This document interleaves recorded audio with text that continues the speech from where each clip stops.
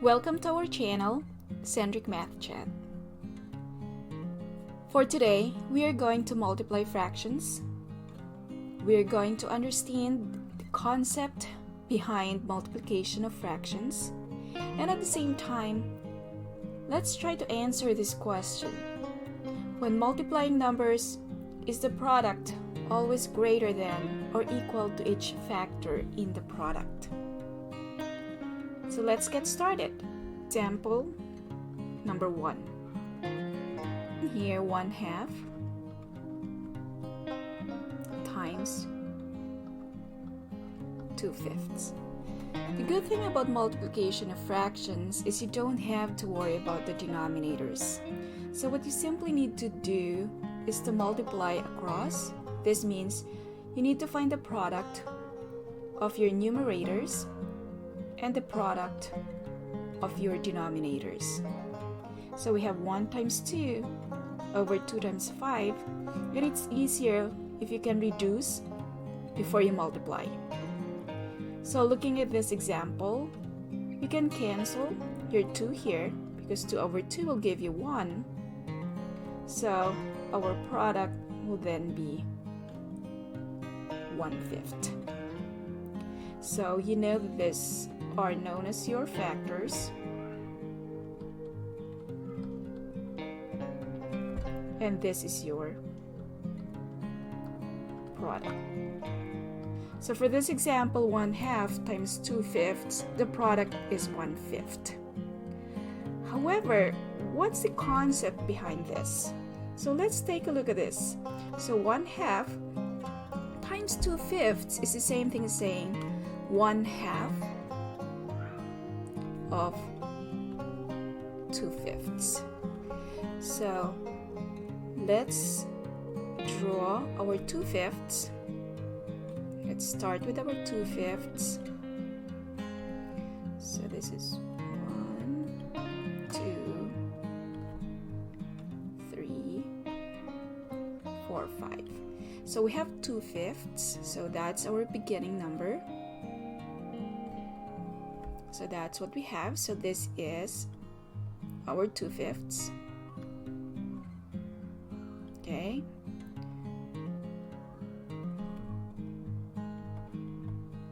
And then out of this 2/5, we need to take half of it. So we need to take half of our 2/5. So we're lucky here because we have 2 pieces here. We have 2 pieces of fifths. So we can just take half of this. So this is half. So this is half of our 2/5. And looking at this half of 2/5, how is it related to the entire whole here? So it's actually one piece of this entire whole, which is 1. I have one group of half of 2/5 out of 5, from 1, 2, 3, 4, 5. So the product of 1/2 and 2/5, or what's half of 2/5, is 1/5, which is this.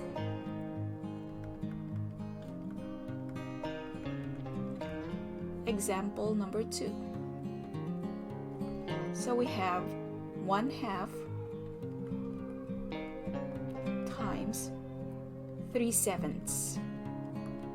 So similar to what I've done earlier, we just need to multiply across. This means find the product of our numerators and the product of our denominators. So I can't reduce this, they're prime numbers, so I just multiply them. So our product here is 3/14. But again, let's try to understand the concept, what happened behind this. So similar to what we've done on the first example, let's come up with our 3/7, because 1/2 times 3/7, if I may rewrite, is the same thing as 1/2 of 3 sevenths. We need to take half of 3 sevenths. So let's start with 3 sevenths.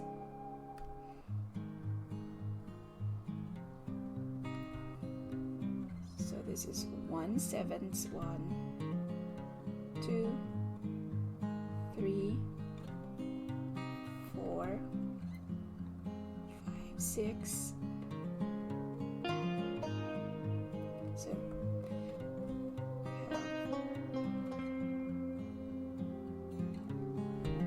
3 sevenths, so 1, 2, 3. This is how our 3 sevenths looks like. So 3 groups of sevenths. So 1, 2, 3. So this is our 3 sevenths. Okay. And then the problem says I need to take a half of this 3 sevenths. So I need to take half of our 3 sevenths.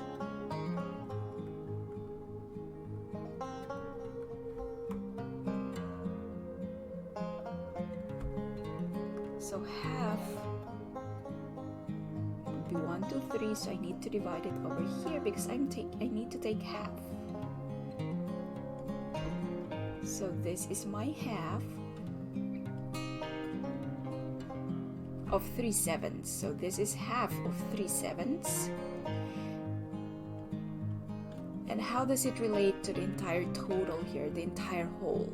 So let me cut this in half. Cut all of this in half.